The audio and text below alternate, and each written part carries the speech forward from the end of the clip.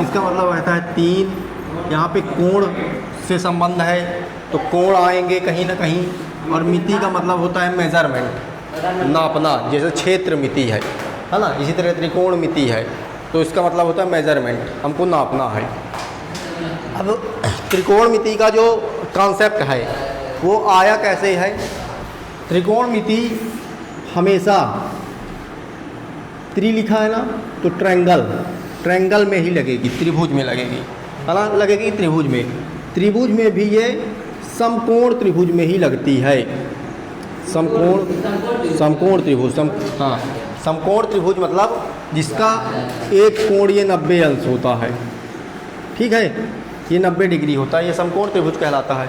तो हमेशा त्रिकोणमिति समकोण त्रिभुज में ही लगती है।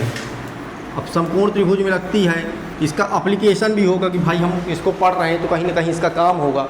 इसका एक्चुअली में जो काम है वो है हाइट मेजरमेंट करना, ऊंचाई को नापना। अब ऊंचाई, जैसे यहाँ से बिल्डिंग खड़ी है बहुत बड़ी, सामने तुम्हारे कोई बहुत बड़ी बिल्डिंग खड़ी है, उसकी हाइट नापना है, तो ये एप्लीकेशन है, इस त्रिकोणमिति से ही नापते हैं हम। जैसे आपके सामने ही संबंध बताता है, इसकी 3 भुजाएं हैं, तो भुजाओं और कोणों के बीच संबंध बताता है। ये कोणों के बीच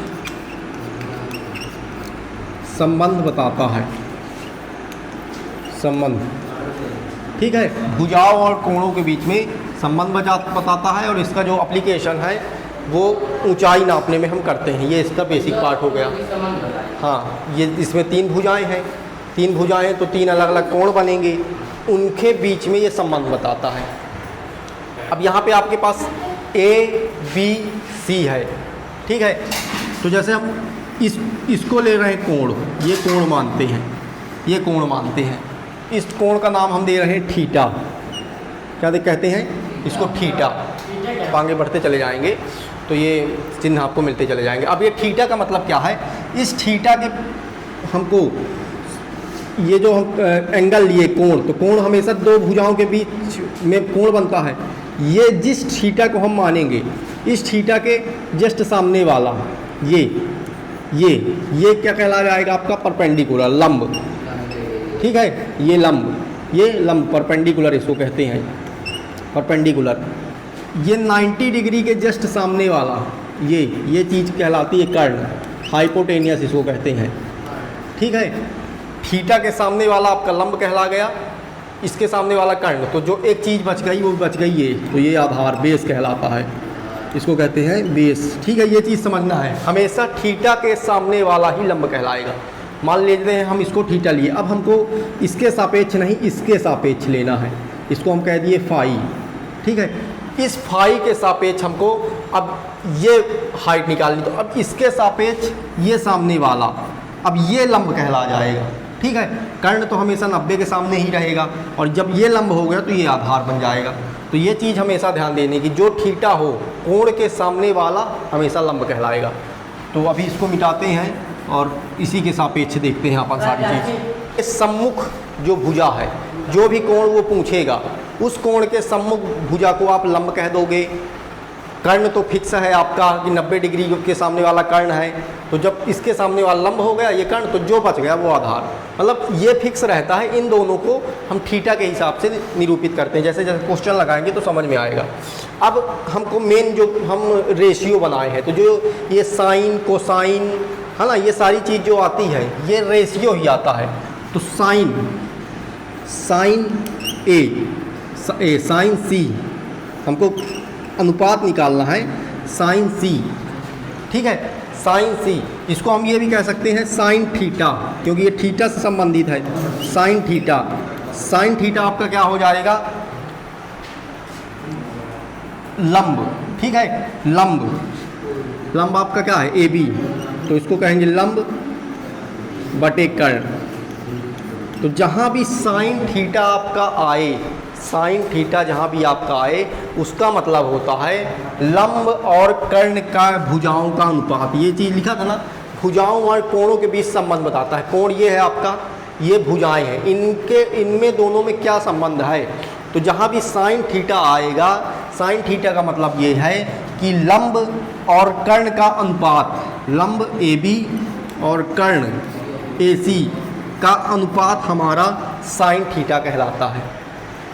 ठीक है, इसी प्रकार अपन अब बात करेंगे कोसाइन, इसको कह देते हैं हम कॉस थीटा, उसका फुल फॉर्म है कोसाइन। ठीक है, तो उसको हम शॉर्ट फॉर्म में कहते हैं कॉस। कॉस इसी कोण को ले रहे हैं तो इसको सी कहेंगे, है ना। कोण को अगर बात करेंगे तो थीटा कह देंगे, कॉस थीटा। कॉस थीटा हमारा कहता आता है आधार बटे कर्ण, आधार बटे कर्ण। अब ये चीज़ मैं याद करा दूंगा कैसे बनेगा। आधार और कर्ण के बीच का अनुपात होता है कॉस थीटा। उसके बाद तीसरा आता है हमारा इसी चीज़ में टेंजेंट। टेंजेंट का शॉर्ट फॉर्म होता है टेन थीटा। ठीक है, टेन सी, तो ये टेन थीटा होगा, टेन थीटा होगा। टेन थीटा हमारा क्या होता है, इस चीज़ को याद रखना है। साइन थीटा कहीं भी होगा लंब और कर्ण के बीच का अनुपात होगा, कॉस थीटा कहीं भी होगा आधार और कर्ण के बीच का अनुपात होगा। ठीक है, टेन थीटा कहीं भी होगा लंब बटे आधार का अनुपात होगा, लंब बटे आधार का अनुपात होगा। हाँ, ये मुख्य तीन होते हैं, मुख्य तीन होते हैं, तीन इसके विपरीत चलते हैं। तो जैसे ये AB बटे AC हो गया, आधार आपका क्या था BC बटे कर्ण AC है आपका, और लंब आपका क्या है, लंब आपका AB है, और आधार आपका क्या था BC था। तो ये तीन चीज़ बनी। अब इसको एक शॉर्ट फॉर्म से हम समझते हैं, वो शब्द की चीज़ आपको हमेशा दिमाग में रखना है। LAL लाल और KA कक्का, लाल बटे कक्का। ये चीज़ ऐसे आती है कि लाल LAL लाल KA कक्का।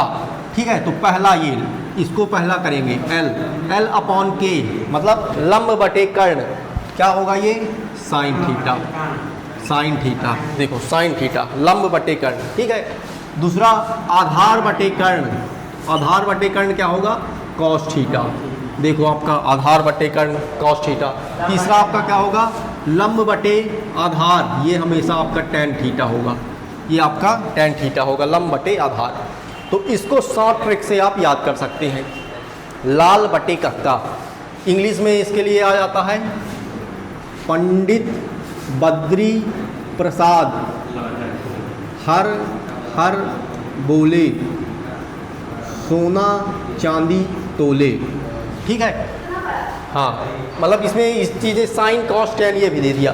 पंडित बद्री प्रसाद, तो पंडित मतलब परपेंडिकुलर हाइपोटेनियस, तो परपेंडिकुलर अपॉन हाइपोटेनियस क्या होता है साइन थीटा। ठीक है, perpendicular upon hypotenuse, perpendicular upon hypotenuse is called sine theta. ठीक है, वही चीज़।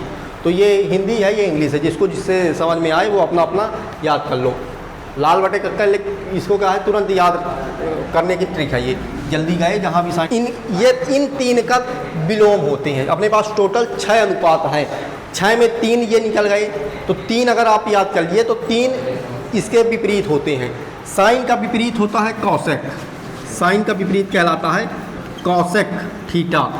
ठीक है, कॉसेक थीटा जैसे ये साइन लंब बटे कर्ण है तो वो कर्ण बटे लंब हो जाएगा, इसका अपोजिट कर्ण बटे लंब, ये हो जाएगा आपका कर्ण बटे लंब, कर्ण बटे लंब। इस प्रकार कॉस का अपोजिट होता है सेक, कॉस का अपोजिट होता है सेक थीटा।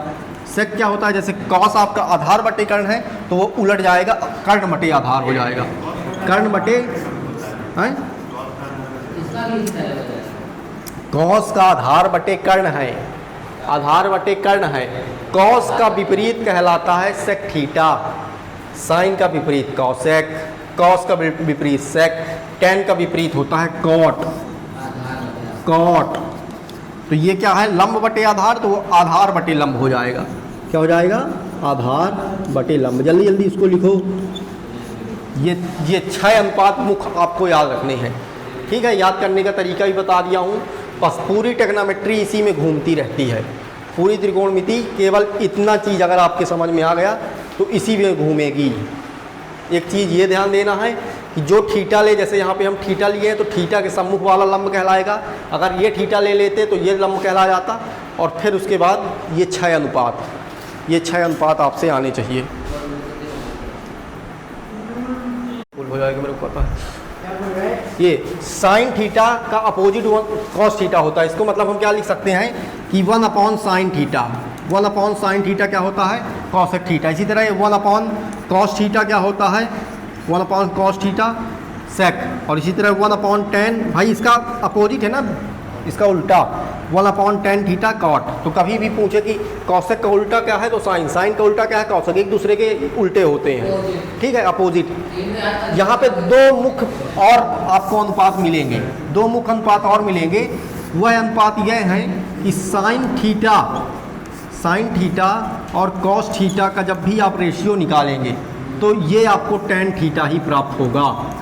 ये भी एक मुख्य अनुपात है, ये भी आपको याद करना है। जैसे अपन प्रूव करके भी देख लेते हैं। साइन थीटा क्या है, ए बी बटे ए सी।